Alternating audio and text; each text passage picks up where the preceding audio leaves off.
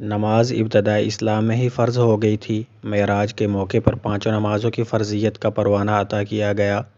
سوال یہ ہے کہ وضو کا حکم سورہ مائدہ اور سورہ نساء میں نازل ہوا ہے جو کہ مدنی صورتیں ہیں، تو پھر مسلمان وضو کیسے کرتے تھے یا نہیں کرتے تھے؟ اگر کرتے تھے تو اس کا ثبوت کیا ہے؟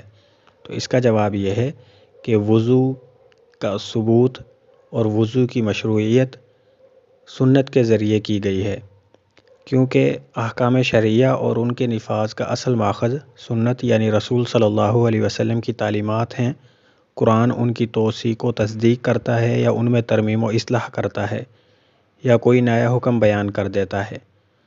تو جمہور کے نزدیک احکام شرعیہ اور ان کے نفاذ کا اصل ماخذ سنت ہے، اور سنت ہی سے بہت سے ایسے احکام ثابت ہوتے ہیں کہ جن کی بعد میں قرآن پاک توثیق کر دیتا ہے۔